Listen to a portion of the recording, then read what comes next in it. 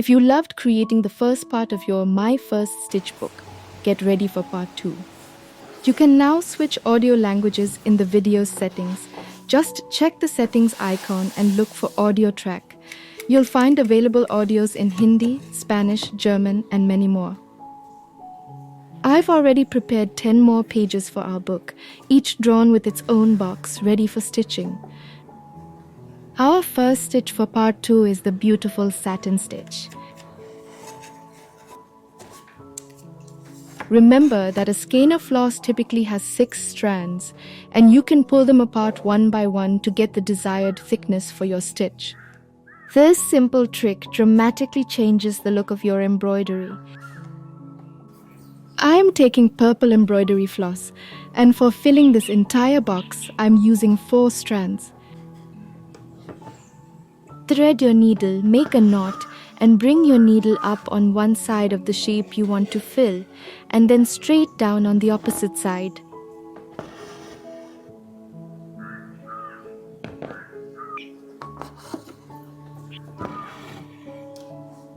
This stitch is all about creating a smooth, solid, and lustrous fill, perfect for petals, leaves, or letters.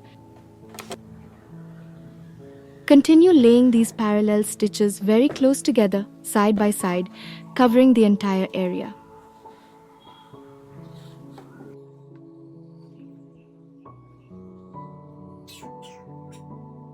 To get that perfect smooth satin finish, ensure your stitches lie flat and don't overlap too much. Keep your tension even.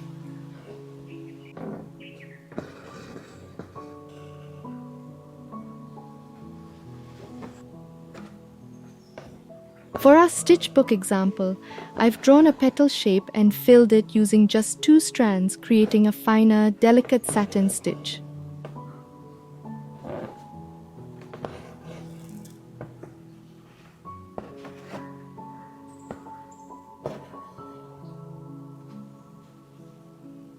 Next, we have the twisted chain stitch, using 4 strands of vibrant orange floss. This stitch creates a lovely rope-like chain that's perfect for outlines or adding texture to your designs.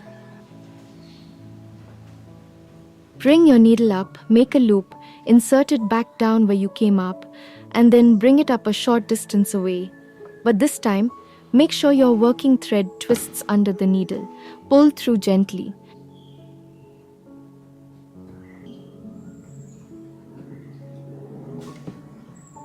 We'll stitch a straight line first to practice.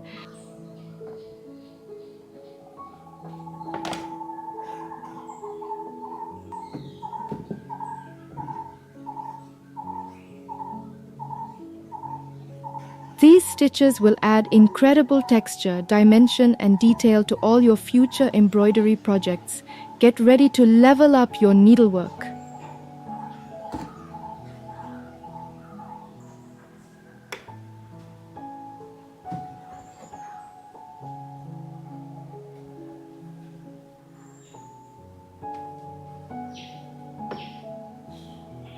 The twist is the key to this stitch. Pay attention to how your thread wraps around the needle.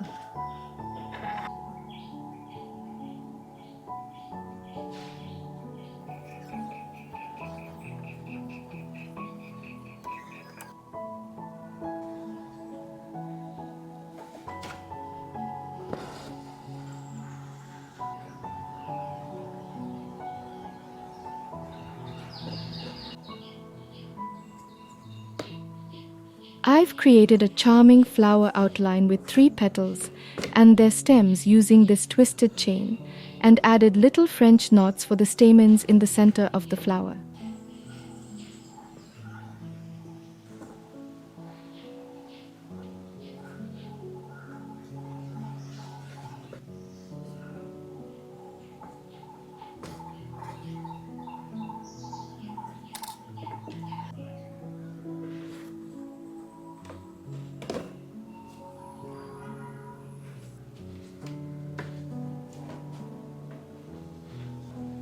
Remember to always choose a fabric that's easy for your needle to glide through, and select threads that match the project's look.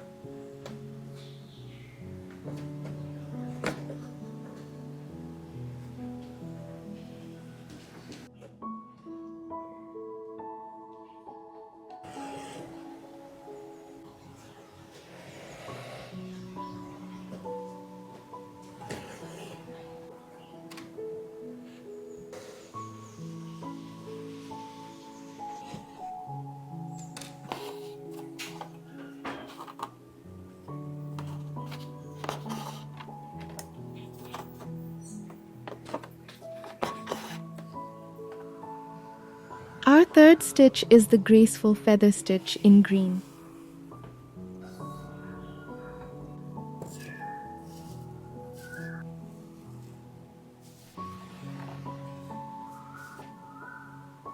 I've drawn 4 parallel lines to guide my stitches.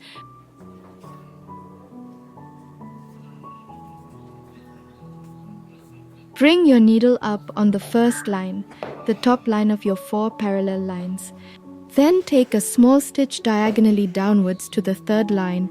Take a small stitch diagonally upwards to the second line, again with your thread looping under the needle.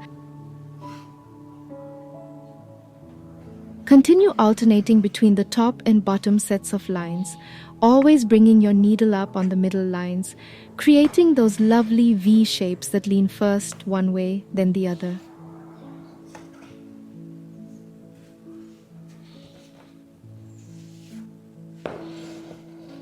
This stitch creates an open branching line, ideal for vines, light borders, or creating a natural airy feel.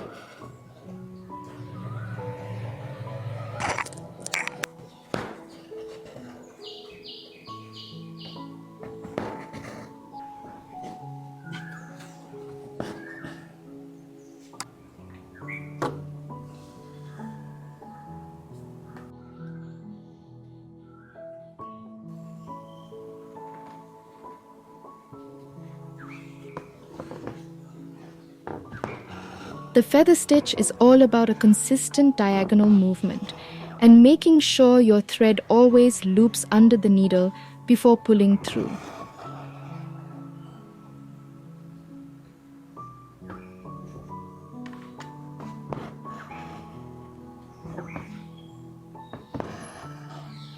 For our stitch book, I've stitched a beautiful leaf design by working the feather stitch very closely, filling the shape with its branching texture.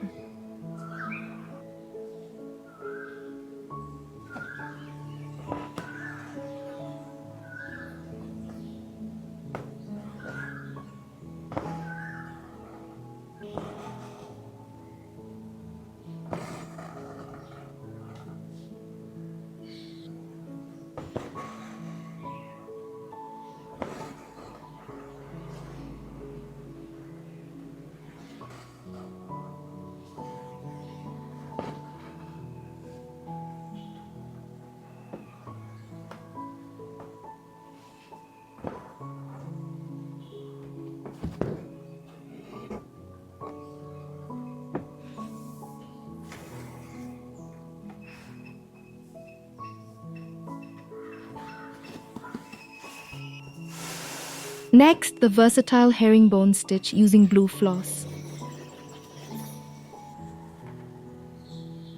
I've marked 2 parallel lines with zigzag dots about half a centimeter apart to guide my stitching. You'll bring your needle up on one line, cross diagonally to the other, then come up a stitch length along and cross back.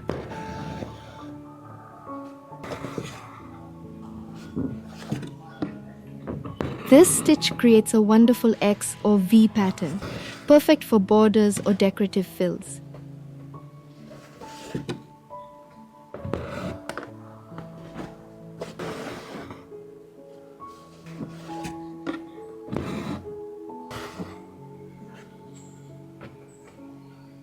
To get a neat herringbone, try to keep your stitches angled consistently.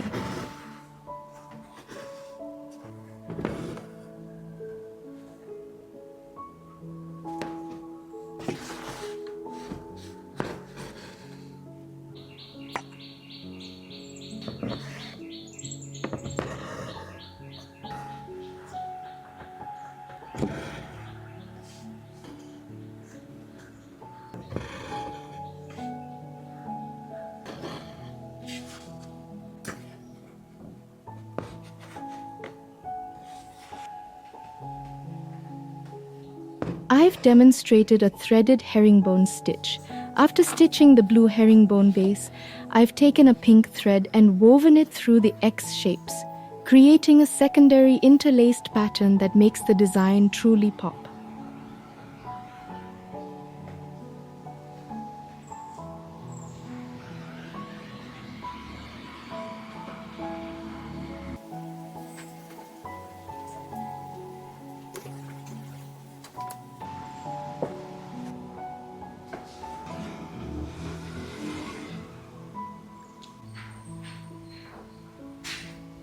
fifth stitch is the beautiful long and short stitch.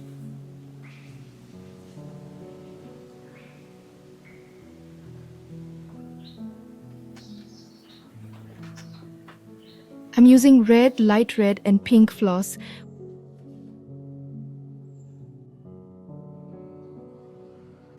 We'll start by filling a round shape. You stitch alternating long and short straight stitches from the outline inwards, then fill the next rows with long stitches that split the previous ones.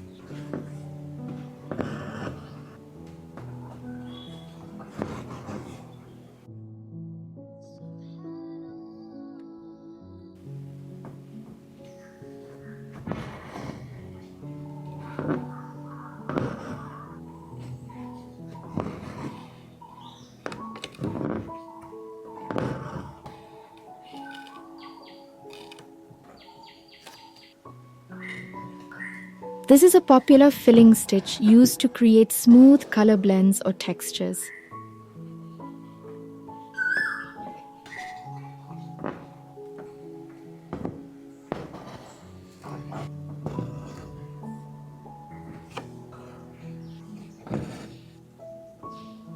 The key to a seamless blend is to make sure your stitches split the stitches from the previous row.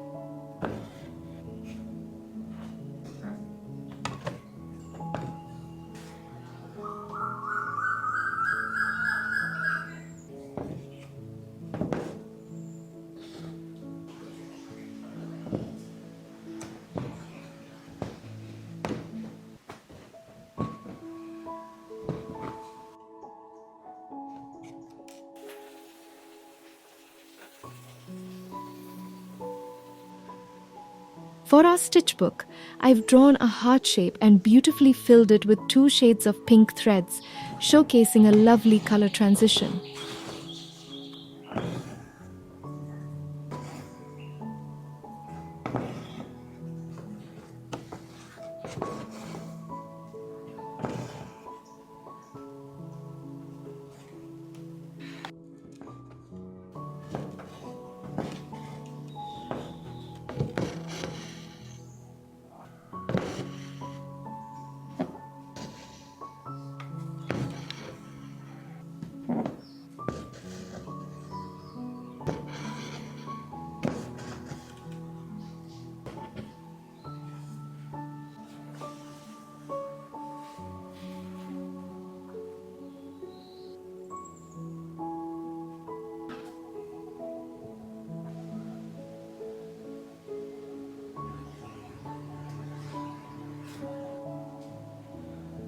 Next, we have the classic cross stitch using brown floss.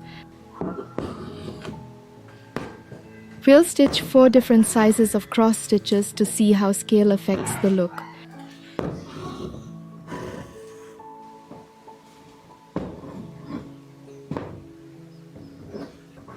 Remember, a cross stitch is made of 2 diagonal stitches crossing each other. This fundamental stitch creates a simple X and is widely used, especially on even weave fabrics like Ida.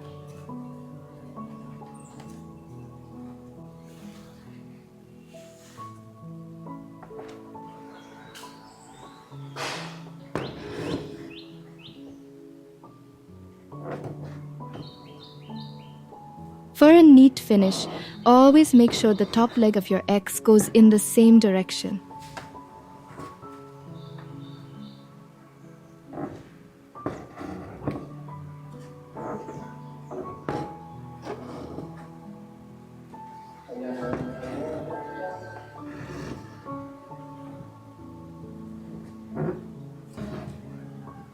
I've stitched a cool geometric shape using these cross stitches, showing how precise and effective they are for intricate patterns.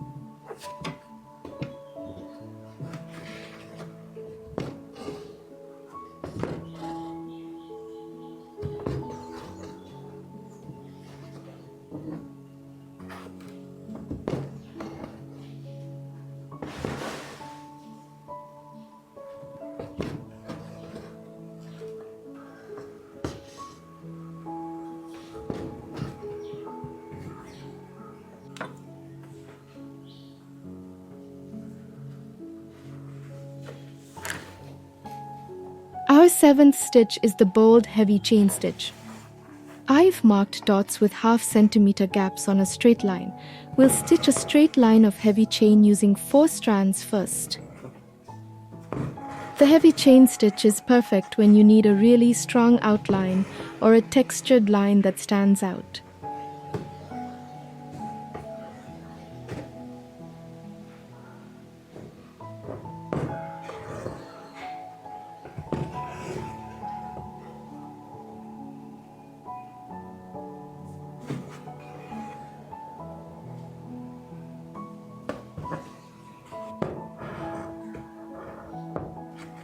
This is a variation of the chain stitch that creates a much thicker, more prominent chain.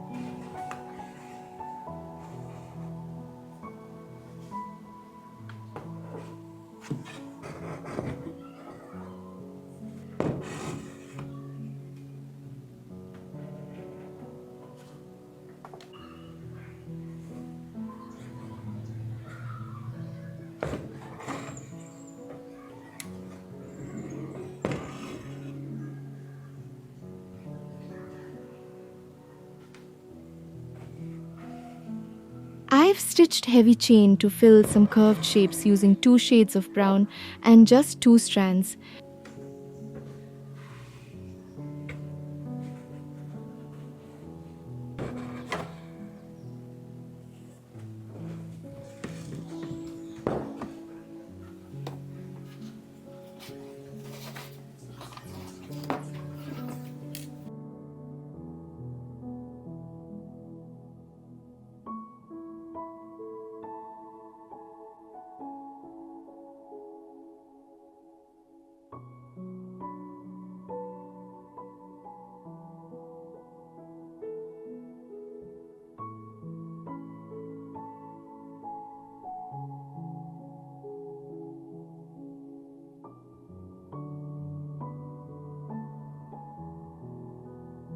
I first outlined the shapes, then filled them with the lighter color using rows of heavy chain.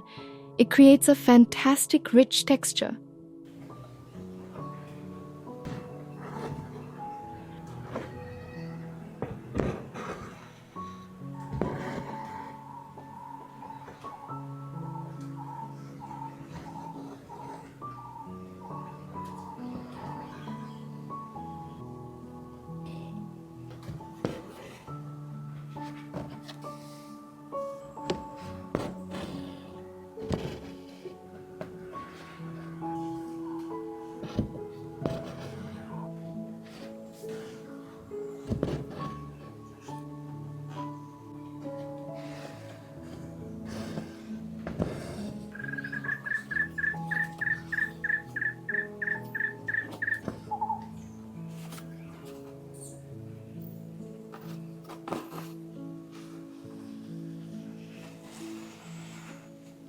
Next up, the couching stitch.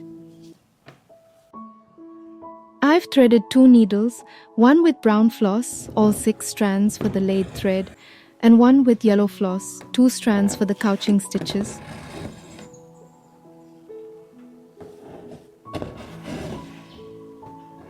We'll couch a straight line of the brown thread, securing it with the yellow thread.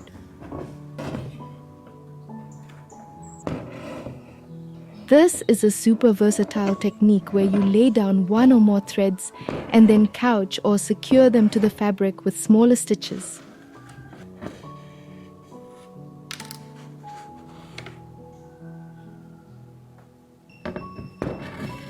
Couching is brilliant for thick lines, outlines, or for using threads that are too delicate to pass through the fabric.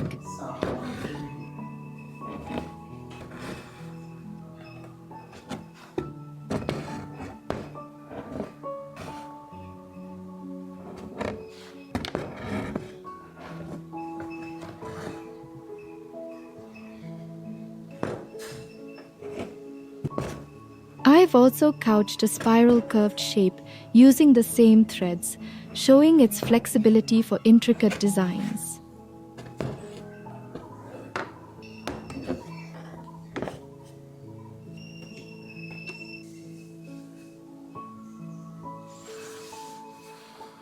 Our ninth stitch is the beautiful woven wheel stitch. For this, first draw a circle and divide it into an odd number of spokes, like 5 or 7, by stitching straight stitches from the center to the edge. Then, using pink floss with 6 strands, you weave your needle over and under these spokes without piercing the fabric.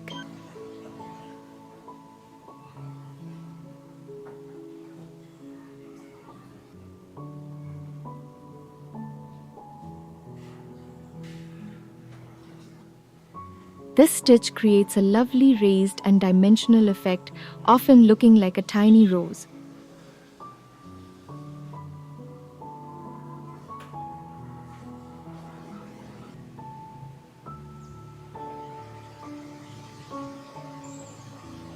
Don't pull too tightly when weaving to keep the wheel raised and full.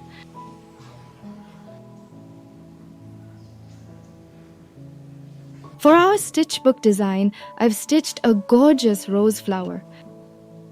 I've used 2 circles, an inner and outer, and divided the space into 5 sections. Then I've woven the woven wheel using 4 strands of pink floss, creating a lovely layered rose.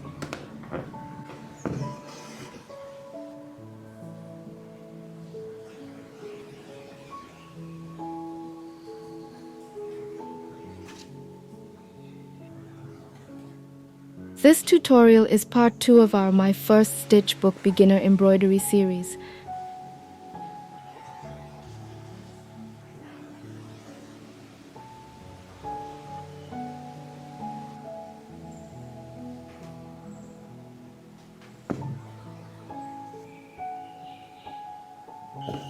For the center of the flower, I've added a pop of orange using French knots.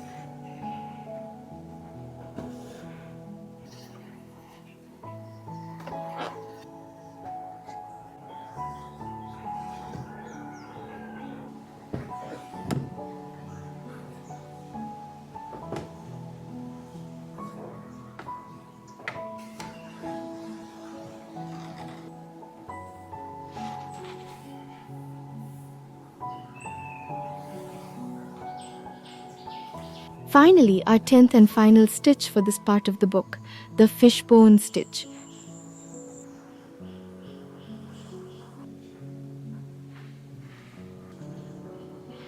We'll stitch a vertical line of fishbone stitch first, leaving small gaps between stitches to see its construction and varying the sizes.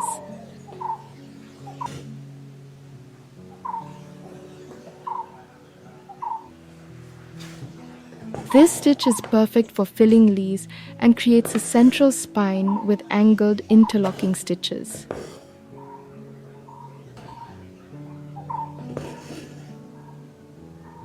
The key to a beautiful fishbone stitch is that the stitches from each side meet perfectly along the central line.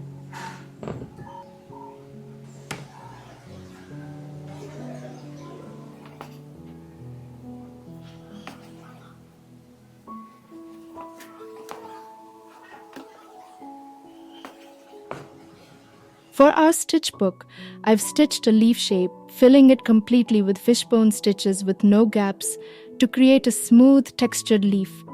It's a natural looking and satisfying fill.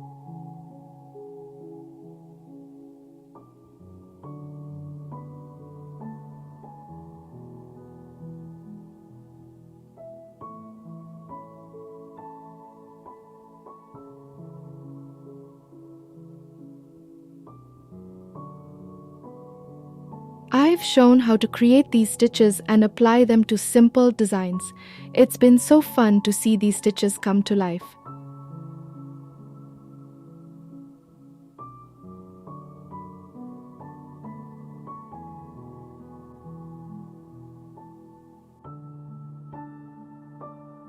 All 10 of our fantastic stitches for part 2 are now complete. I've cut out all these beautiful fabric boxes, ready to be added to our stitch book.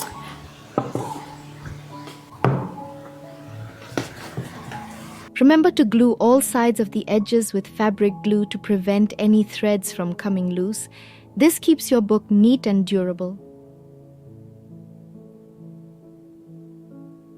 We have now completed 20 embroidery stitches. If you weren't able to watch part 1 of my first stitch book, you can find the link to it in the description below.